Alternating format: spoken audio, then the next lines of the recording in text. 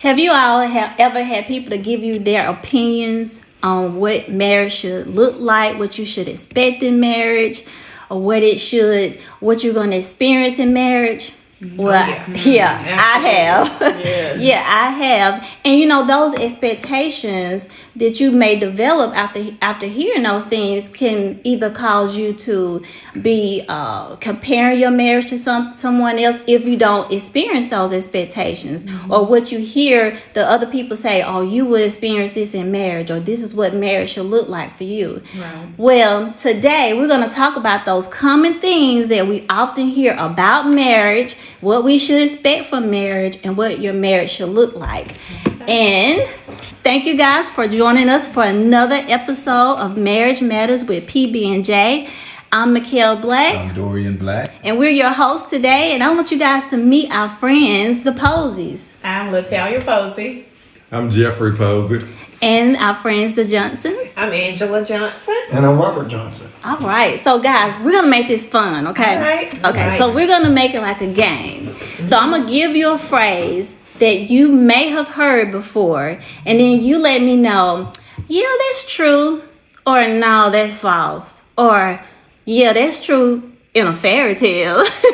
But, some of it may be true for some people. It may be true for, a couple or two, or it may not be true at all. It may just be it's a myth, somebody done passed down from generation to generation. Okay. Now, for me, one thing that I often heard, I know I heard a lot, is never go to bed angry. Yeah. And in my marriage, I can say, you know what, that's true. That's some good advice. Don't go to bed angry with your spouse, because, you don't want that anger to linger over into the next day.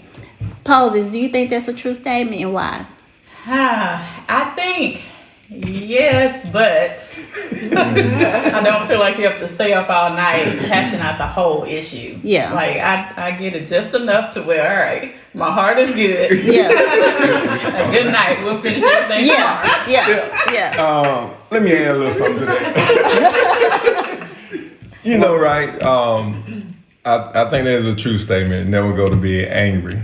You may not go to bed angry, but you may end up sleeping apart from each other. Oh. We have never slept apart from each other. In the bed. Where you sleep in. Way over. You got the split between you. You facing one without the other. Yeah. My bad. You mean hanging off the edge of the bed? Hanging off the edge of the bed because somebody upstairs, leg not intertwined or nothing.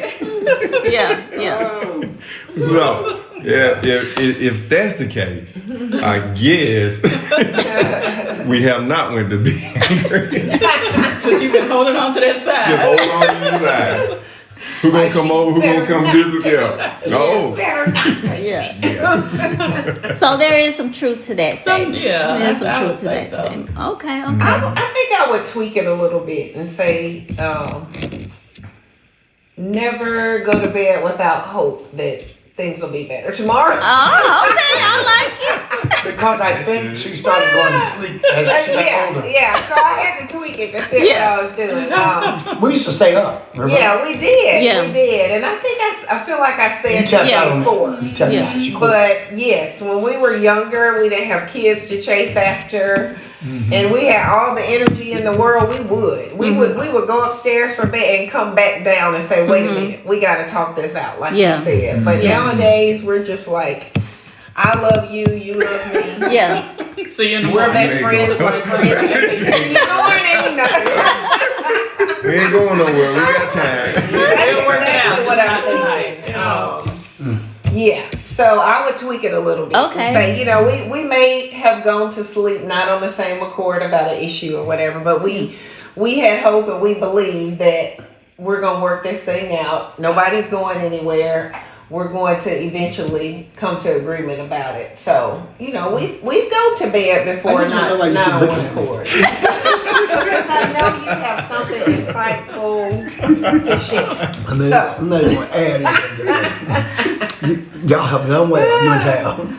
But you know what? I like that you guys are just being real. Oh, yeah. Just unfiltered and just letting us have it. Because a lot of times those expectations can make you feel frustrated if it doesn't happen for you. And so hearing these common phrases, if you don't experience them in your marriage, you're like, why is it not happening for me if it's happening for them? Why did they tell me this? So I appreciate you sharing that. Dorian, what you got? What's the next one? Okay, now this one I've heard.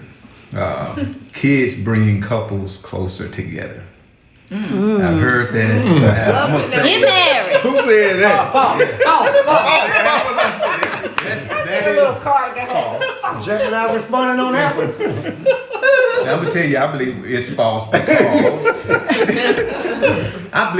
because man, if you got issues before the kids just gonna complicate it. Absolutely. Yeah. Say it again. Because, you know, kids, they require so much of your time. And if you're not talking to your spouse before the kids, oh my goodness, when the kids come, y'all gonna go further apart. So I think kids can really complicate the whole marriage dynamic. And then I think people lose sight of the relationship, focus on the kids, and stay together to partnership while raising the kids. And so I'm just saying, sometimes the kids are really an excuse to not do the other work. Right. Yeah. You know.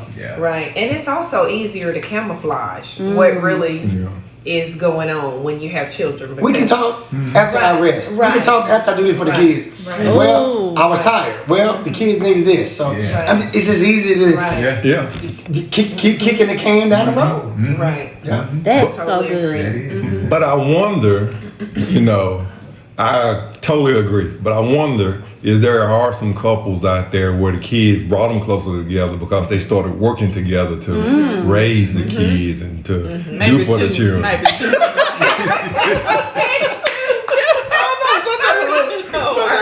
We working together. The baby brought together. We working together trying to raise it. But I'm saying, not for us, you know. Right. I can see that. I think it's whatever you have. Like if you're already close, then if you're already good partners and you already work well together, then having kids, you know, can make that even better. But if you're a little raggedy in those areas, then you bring kids along, I believe. It's almost like whatever is in there, it's going to come out. Exactly. When you have kids. If you have great communication, then you're going to continue to communicate well about it. You're going to continue to communicate well. Because maybe somebody may come brought in. extra people to the table. So now you have even more reason to communicate. Or the opposite. If you have horrible communication, he's going to be looking for me one day and I'm going to be off taking care of David and William and Rachel and responding to what they need. And by the end of the day, you know, his head is already on the pillow and I'm still trying to tend to the kids. He doesn't have a clue what's going on. Hadn't even reached out to ask because we're just used to not communicating. That's good. So it's kind of like when the squeeze is on when you add children, whatever is in there. I agree. It's coming out. And I like what Jeff said. He said maybe they'll comment. So that's what I want you guys to do. While you're listening, comment in the comment section. We want to hear from you. And like, share this video with someone you know will bless. You know what? When I hear that phrase, I think about the young couple who may be dating and slipped up and they're pregnant. And they hear the pressures from people. Get married, because it's gonna help you. It's gonna bring you closer to the kid. Now you got the kid. Just go ahead and get married. What kind of advice, Pastor Johnson, you give to a couple like that? We've never advised them to get married. Okay. We have just never done it. Because we spent a lot of time dealing with the couples who did do it. And now they trying to get in a place with all that responsibility later where they really okay with each other. Because we've seen resentment build over the years. And so when you're sitting there helping them unpack that resentment, then you see how it came about, then you're like, oh, so you really wasn't all in on the front end. You just decided to get in because you was in. I'm gonna get out of there. That is so good. I didn't think of it like that. That's so good. So people, you get the religious community, and so many pastors that I've known just said, "Oh no," they start condemning them. It's already done by then. And they push you. You got to do this. Yeah. Some of them have even gone so far to say, "Hey, next Sunday when church is out, y'all need to go get this." Preachers like that, man. That'll say, you need to go get whatever. Come on, and we'll get this done. So the union didn't happen because of the love. It happened because of pressure. And I've been in them ugly sessions where somebody just had to be the first one to say that I really didn't want to do this. Wow. And I'm talking about years done gone by. Mortgages on the table, and children, and all of that, and they just said I really didn't want to do it. So you'd be like, okay, here we go. Now that's real. That's That's real That's a life. lot. It's like, don't get married just because you have kids, and then don't think because you're married you should have kids just to bring you closer together. Neither one of them don't work. Very good advice. That's good. Right. Very good advice. Them children can remind you of your problems more than remind you of your blessings. Come on. But about the same, I'm only here because you here. Then you're gonna be telling you acting like your dad. Dad, You acting like your mama. you look like your dad. I'm mad at I heard him. that the other day. Nah, I'm mad at you. Poor child be like, I ain't do nothing. You look like your dad. Right. but I guess on that same note, I would love to hear from those who are listening too, because you do have some couples who may have gotten pregnant before they got married. They got married, and they were genuinely in love with each other when they conceived the child. So I get that. I would love to hear from other couples who are listening that may have had a different experience. Maybe nobody encouraged them. Hey, you need to get married and make this a family. But the two of them just came into agreement that hey, you're my life partner. I'm ready. Would I like to have waited a little longer? Yeah, but That was my mom and dad. Right. They did. So That happened for them. so I'm just it's different for every couple. I would just say, if something, and it doesn't always have to just be that you conceived a child. Sometimes I think about one of my family members who married his childhood sweetheart, and he was joining the military. And as soon as he got done with that first training, you go off for the summer after you graduate and come Basic back. training. He came back and got his wife and married her. And they're still married to this day. But, sometimes other circumstances, we feel like we're forced to make a decision right now.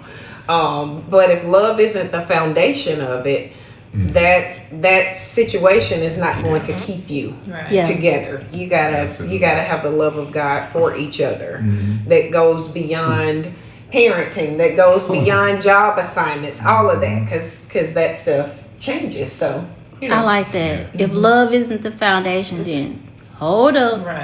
Check yourself before you wreck yourself. Exactly. And then not just yourself, but when you start adding kids, your children. whew, that's a whole different segment. Parenting. Childhood traumas. Yes. Okay, guys. Now, this one I think it could be true for some people, but I've heard this a lot. Marriage is 50-50. Now, some people may look at it like 50-50 as in we're going to split the bills, or 50-50 in duties, household chores, or something like that. But when you first hear 50-50, what do you think about, and do you think that statement is true? We'll start with the poses. Well, I would like to say this. I don't think it's 50-50. Okay. I think majority of the time, and it could be either way. It can be more like 80-20. It may be 80 for me this day and 20 for my wife, or it may be just vice versa.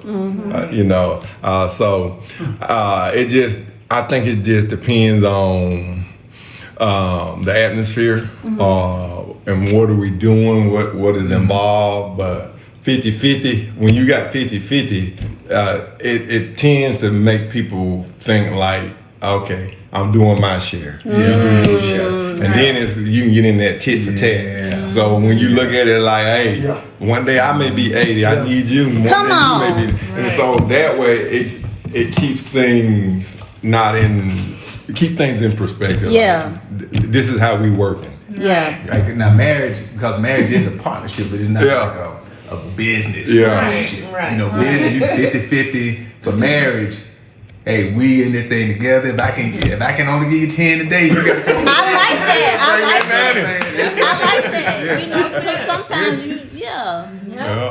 that's good, Right. Jill. And there's so many situations in marriage that are unpredictable. Like your health, you know, even with the kind of career that you choose, there are just going to be so many instances where I just can't give 100. Yeah. I can't give 50. I can't give You're right. 5. Yeah. That might be an exaggeration. I'm at 0 today. There's so many things. We just can't predict what might come up. Yeah. And if I'm constantly weighing what I do against what Robert does, I'm going to be in trouble. Yeah. If I'm trying to quote unquote match that's right. his energy. And this man, I can't keep up with him. I mean, goodness. Just yesterday. I'm messing with him now. I'm just saying, I worked out in that heat, came in, went to the grocery store, got groceries, Right. And went came back home, out in the heat to cook in the backyard. then cooked, Come on now. then set up the backyard. That's 95% That's not 90-something right there. Y'all aren't making this any better. Okay. Oh, I'm not done. Stayed up, washed the dishes, cleaned the kitchen back up, 130%. Right. and 105. put all of the whatever hardware we had to use in the backyard, put everything back where it can be, Yeah. and then make sure the children were fine. I was like, okay. Right. And then had to get up out the bed before you and get up and start all over again. Because I'm on summer break. I'm at 5% the whole summer. So now that leaves me. So what percentage are you gonna be this summer? Oh, well, I don't do percentages in the summertime. That is fine. But there's so many instances where That was just if yesterday. there was a comparison going on, it just doesn't work. You know, you think about when we had children. I mean, how could they possibly match the sacrifice of operating on 3 hours of sleep? You know, literally feeding another person before you feed yourself. It's just you can't match that energy. And the way you was feeding them. Right. Nursing kids and then birthing kids, carrying kids. So it is. Right. And if you're not careful, the comparison does kind of step in and it becomes a point of contention. Right. So you just kind of have to be of the mindset, hey, we're in this together. I think This is a partnership. Let's both do what we have to do to make this thing work. I think comparison comes in. It's just list shooting up. I think comparison comes in when there's been a lack of communication. I think comparison comes in when there is not enough need met in one of those partners, but the expectation is still there, the duty is still there, but the fuel ain't there. And I think the expectation also comes, the comparison comes when there may not be enough. If that person has the expectation and the duty, but has an unexpected limitation, to come up, that may not allow them to do X, Y, Z to the level that they need to, and now you got a whole setback in the marriage. Right. Yes. You know what I'm saying? Yeah. Like I didn't anticipate this or that, but now you were counting on me, and now I can't do that. And sometimes that's not communicated, and that makes it even worse. Right. So now I'm through. Now I'm gonna say this because you have some people in marriages with when we're saying 50-50, it's some people who are in marriages who's not trying to give anything. They're just trying to receive. Right. You can't, in marriage, you have to give something. Right. Yeah. Right. What we're talking about is there's some times where you just can't give it, what you have been giving it. Right. Right. But we're not saying you just Right. chilling. Yeah, right. Yeah. What do you call that? Because that's not gonna work. Right. That's not gonna work. But you're right. You're right. You're right. I'm glad you cleared that up. So the default is 100. Both of y'all are giving 100% all the time. Yeah. Right. But there are times, I guess we're saying there are times though when it's like, okay, I'm tapped out. I need you to do this, or I'm stronger in this, and I need you to, so I'll do this and you chill, or vice versa. I think the deal is knowing where you're going. We're all going in this same direction. Yeah. And at times, I may not be able to pull this much. Yeah. And you may be able to pull a little more Right. or just the same. I think I guess, in some way having to come and go, hey, this is the direction. And it could be anything, the children, the finances, or whatever it may be. Just knowing that we're trying to get to the same, and doesn't matter who's pulling the more at this point. Right. It's just long as we long as we moving. That's it. And if I'm trying to get there to that goal with you, I can't be dead weight. Like, it wouldn't benefit me. Come on. Everything. Come on. Move your feet or something. If I'm wanting that goal as much as you, if I want to experience it, I Then gotta. we're going to get cut off or something. Right. Dropped along the way. But you could stay and still drop. Right. That's another. Come on. That's another episode. Come on now. And sometimes though, if those, like, you're working towards a common goal, you guys have communicated about it, but have you also let your partner know, like, this is a deal breaker for me? If we ever get to the point where you are 0% in these areas, I can't handle that. Yeah. And sometimes we just don't do that. Sometimes you can handle it being 0, but can't handle you being 0 long. Right. Can't do it forever. Yeah. Like Yeah. Dorian said. Yeah. Right. That's so good. Because people hear these things and they go into marriage with these expectations. Like, I'm gonna give this 50, and You better be happy. But you ain't got much. What you get. You ain't got much. If something does come up, or if you find out you can't give in this area like you want to, you at 40 fast. Right. 30. Come on. I mean, them numbers drop quick when 50 is the highest goal. it drops quickly. You know what I'm saying? That's true. Yeah, it drops really quick. Yeah. And now the children looking at mom and daddy like, especially if both of them play that game. They look at them like, as they get older, they'll sound like they refereeing, and they'll have, well, you know what, the kids know better than what we doing. Yeah. And I think that immaturity starts to. In some areas of marriage, like some people, with their knowledge, their skills, they can give more than the other person. They really can't give 50. They might only give 20, but give your 20. Yeah. And get better. And get better. Yeah. To try to get better. What can you do to get better? Right. That's good. And can you give me that 20 every time? Right. That's good. Yeah. Because I already know that you done communicated to me that's. But give me that, and let me know I can count on that, and you working on it. Yeah. Yep. We'll work on it together. Right. But don't just Yeah. don't let it be 20 years later. And you still it is. And you were 18.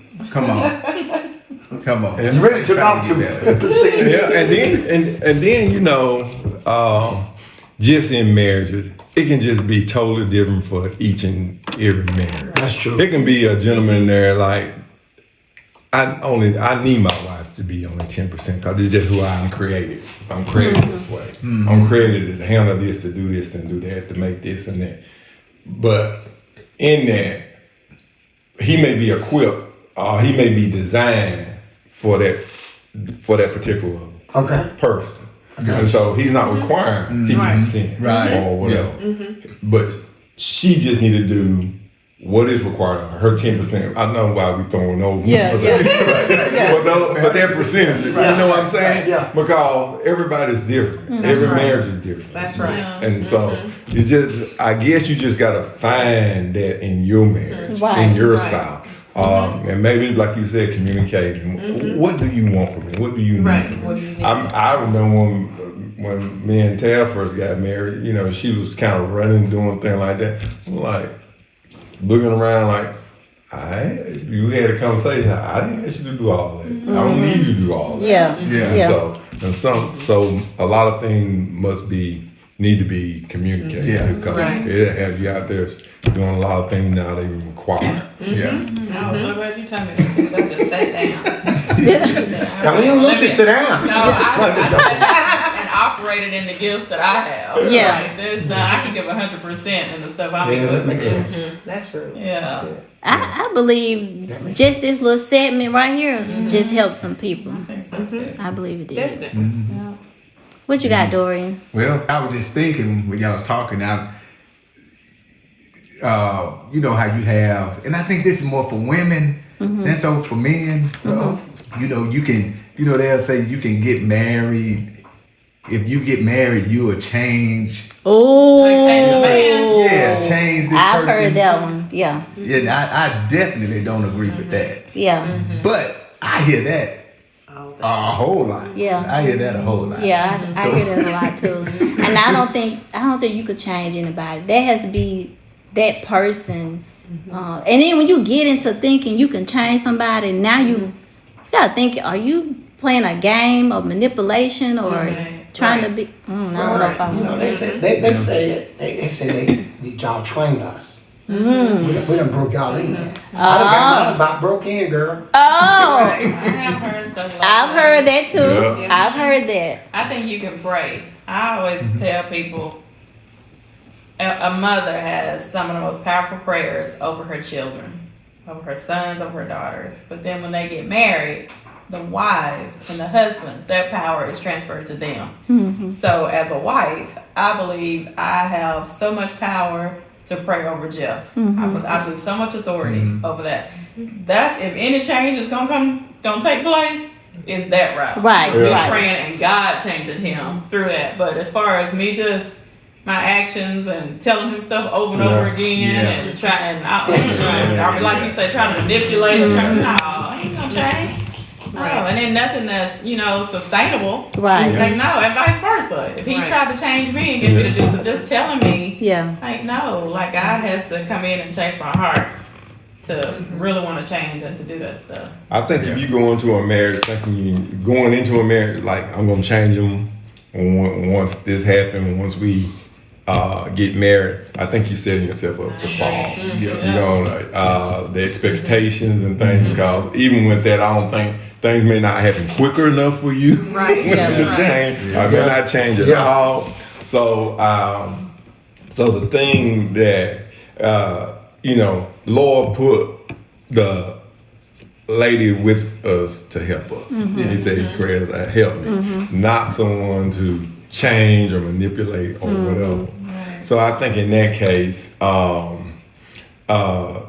you gotta welcome your spouse, the things or the influence of your spouse, but knowing that it's not there to change you, but to help you become what God is trying to create in both of us. Yeah. If you don't like it how it is before you get married, just the way it is. If you can't live with that. I do want to say, like, people that are in that situation, they're in it. You got married and you thought you could change somebody. Well, you in it now. Right. Drop to your knees. Like Tab said, get the